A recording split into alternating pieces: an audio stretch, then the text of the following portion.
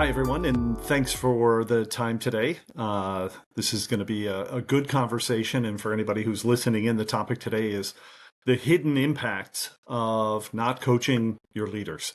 And we've got with us what I would call an esteemed and incredibly capable group of people who spend their days helping leaders be better at what they do, helping them be able to hone their craft, reflect on what their behaviors indicate to the people with whom they work, and also to think about kind of how they move through time and space from a process standpoint, and make sure that they live up to the role model that they aspire to be.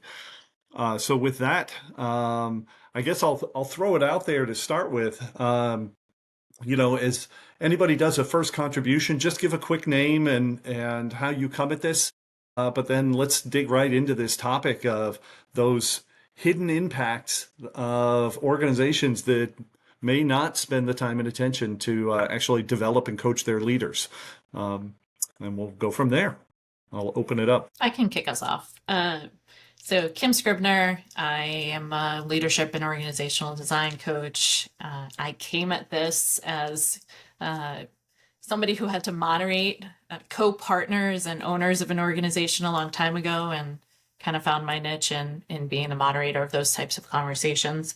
And I think the living up to listening to what the people in your organization need. If you're not coached, it's too easy to do things the way you expect them to be as the leader instead of how the people you're most impacting need to receive them, or the space they need to be in to receive them. And I think that's one of the biggest things that leaders can get from coaching is having a mirror to how they impact others. I think that's great. It's always hard when sort of the first insight is you need to get over yourself and pay attention to others. So I'll kick it over. Aniela, any stories that Kim inspired for you or perspectives? Thanks, Gary. So my name is Aniela. I come at this from years of working as an organizational change consultant, and that working with all of the leaders trying to do all of the changes made me realize that that leadership truly is the make it or break it in any change initiative. And to what Kim just said, when it's the space between being able to see where we are in the ecosystem, how we are in the ecosystem, and then put that to the side to do better for the ecosystem. It takes kind of strength and depth of character and humility. And I think that there's a lot of that humility that we are able to extract, in a sense, kind of open up for vulnerability that's not detrimental when we enter into coaching. One final thing that I'll say is, it's this very, very well-worn piece of kind of news or tidbit of information that is given to people. That is, people don't leave their jobs, they leave their managers. It's that, right? The cost of disengaged employees, according to a Gallup poll, is $450 to $550 billion a year. We can't afford to not coach our leaders. Yeah, and that attrition metric is one that unfortunately many organizations, even if they track it, they don't tie it to the capability of their leaders to engender a sense of commitment. And you touched on humility. For me, the greatest manifestation of self-assuredness is to be humble. Right? The most insecure people tend to be the most brash, and they're kind of missing that empathy factor that would actually bring them back to being connected with those they're supposedly leading. And I see a couple of people nodding their heads. So Sara, you want to jump in there? Yeah. I am Sara Clark, an agile team coach, a facilitator, and a trainer. what comes up for me with this is thinking about if you're a manager, supervisor, leader, think about when was the last time or how often do you hear no or that idea might not work. And if you're not hearing from all the people that you want to be able to have open relationships with, they may be really attuned to the hierarchy. And being attuned to the hierarchy, if you're not hearing them express concerns or doubts or say no, then you're probably missing things. And people are probably doing workarounds. And you're losing a lot of time with people trying to do workarounds. And so the beauty of leadership coaching, both for you so that you can work on figuring out how to open up those relationships, but also if you can provide that for the next level of leaders in the organization, is they get to ask the questions of their coach that they wish they could ask you but haven't been able to. And the amount of time, I just saw this last week of somebody asked the question to me and I was able to help them think through it, provide kind of another interpretation. And the stress, with 15 minutes, their stress level went from like, what is happening to, oh, okay, that's fine. How much time would they have spent spinning Being that without safe that coaching? space, right? Like we get to be that safe space for all levels within an organization that might not exist otherwise. Really, I see you nodding along with this. Yeah, I'm Anjali Leon, and I'm a collaborative leadership coach, and I really enjoy working with these ladies. And I wanted to talk about how valuable it is for leaders to be able to work with somebody who is kind of their advocate. You know, as we grow in leadership, it can be a really lonely place. They don't get the feedback on uncovering their blind spots or what their sore spots are, and to actually have an advocate there with who they don't need to worry about being in competition with, to help them identify like what are their strengths that they can bring forward confidently, and to uncover what, build some self-awareness around what they might not be noticing. And this is what Sarah alluded to. I'd say that leaders, their actions and inaction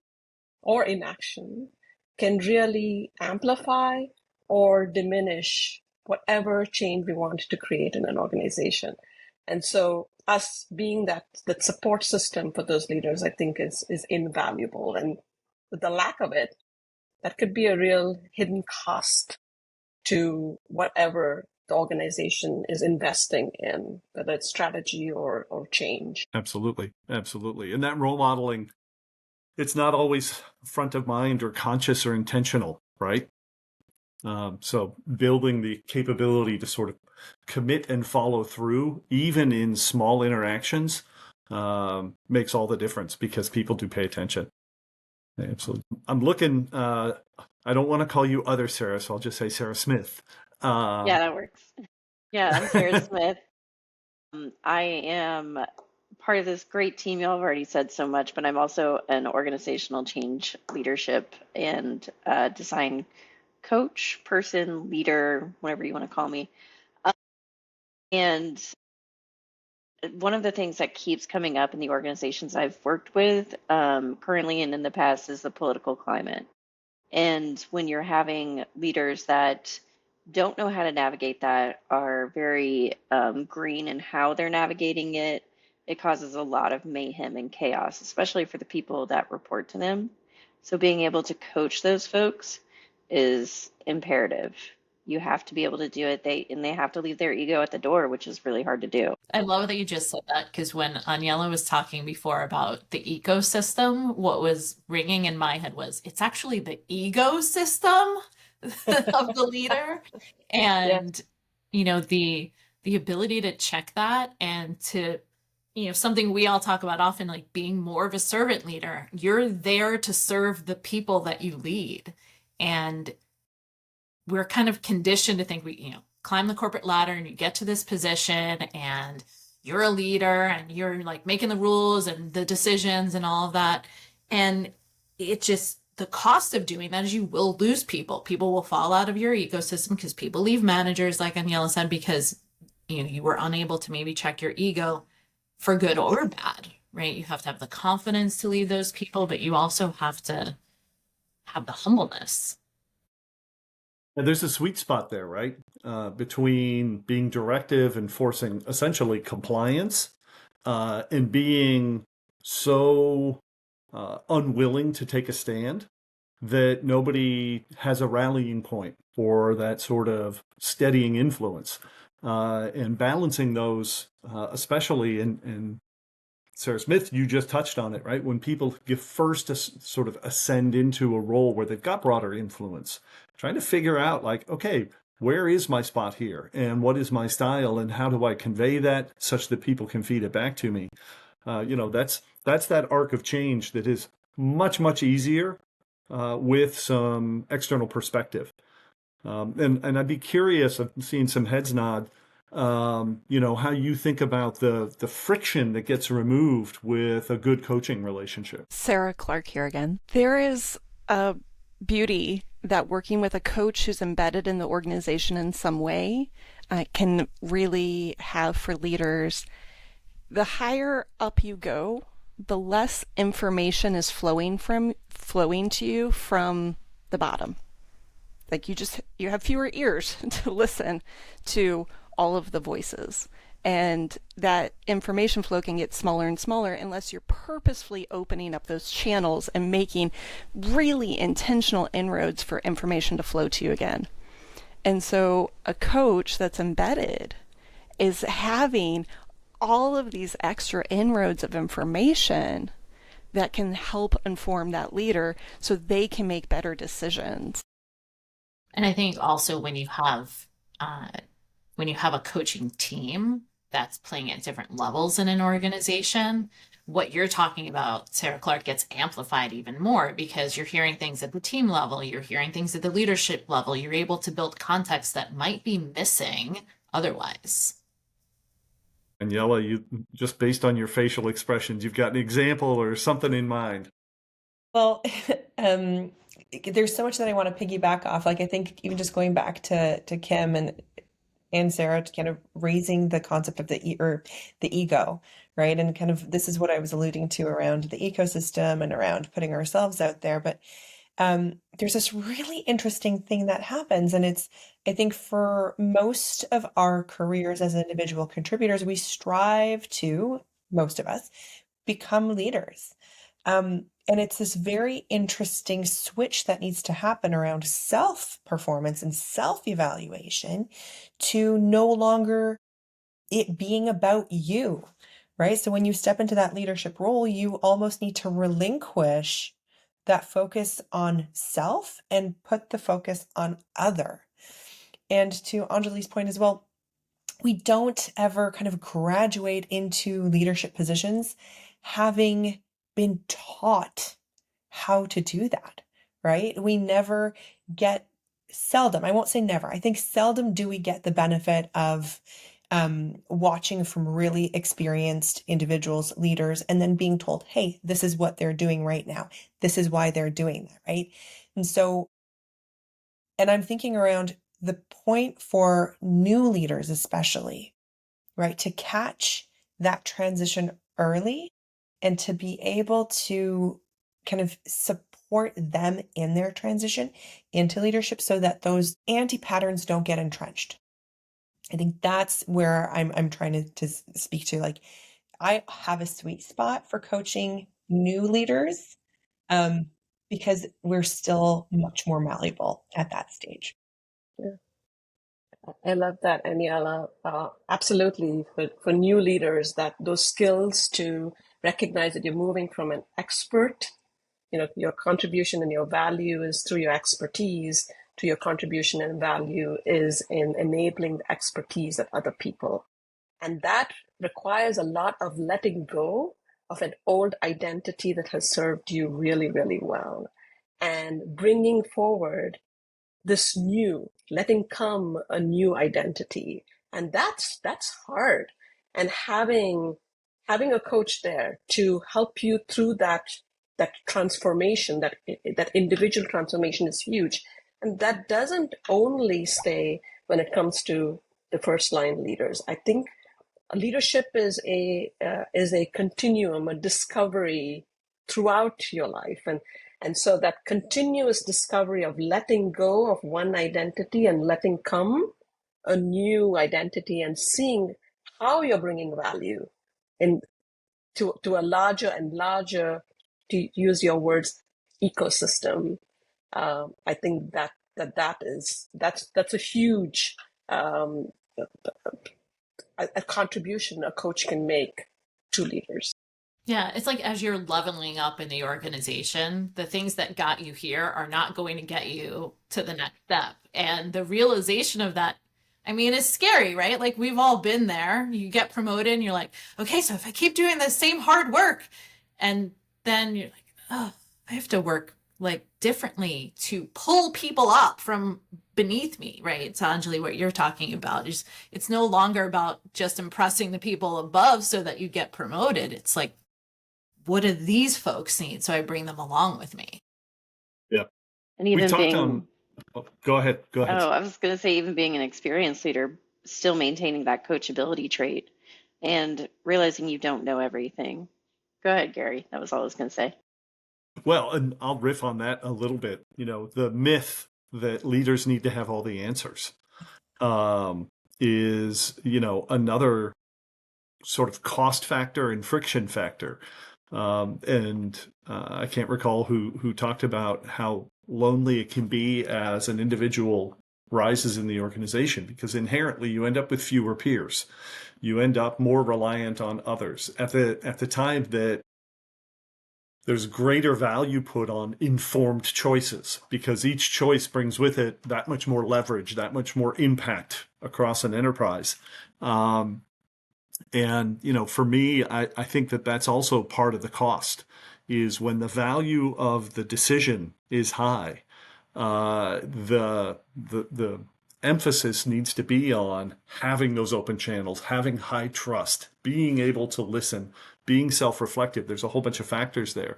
And we talked a lot about some of the organizational costs, attrition, poor decision making, et cetera. There's also an individual cost that isn't often factored, that shows up as either burnout or capitulation to, let's just say, some of our lesser instincts about how to behave and move on. I'm curious if that resonates with any of you. There's some fascinating research done out of Lehigh University around leadership and being ambivalent, around how when we show up as confident and having the answers and knowing what we believe, we are seen as stronger leaders. And yet the interesting flip side of that is that the teams of leaders who show up as ambivalent, who are able to say yes and or, you know what, this is a difficult decision because of, those are the leaders whose teams report more success, more happiness at work. And there's that butterfly effect of what then happens, because then those leaders transfer that onto their teams, their peers, and instead of lateral violence, we get to lateral kindness. So, and I think that's just a fascinating piece of how not having to have the answers, not needing to pretend that you know it all, can have fantastic benefits for the organization as a whole. Well, and that's a huge part of where the coaching comes in, right? Like I know I've had in the past few years many leaders who felt like they always had to have the answer, and to coach them that vulnerability is a strength is, mind-blowing for many. On that, Kim, there's a funny little model that I have here. So as a parent, I remember when my kids were learning to walk, and in one or two instances, they had trepidation letting go of whatever their support was. So if I just gave them a couple of things to hold in their hands, they'd start taking steps, because their brain was like, I'm holding on to something. And with certain leaders, to the point that was just being made, instead of, having the answer, say, I have a perspective. I have a perspective. And that starting point, coupled with what for me is a superpower phrase, how might we consider this and our other options, right? That how might we question, like, I have a perspective. How might we think about this? Opens up all kinds of dialogue. Yeah. And, I think, I don't know if that's the right approach for every person, but again, this idea that you can be self-assured, you can be self-confident without being the answer is a massive insight, because there's so much confusion out there about what is truly effective in terms of leadership behaviors. Oh. I know we're getting to our time together for today, so wanted to thank everybody. It's been a lovely Yes. conversation. I hope to pull us all back together again soon, and we'll be seeing all of you throughout the day today. Appreciate your time, your kindness, and your energy. Yeah, Thank thanks. you. Thanks for great first Coach's Corner. I'm looking forward to more. Thank Thank you. All right, take care.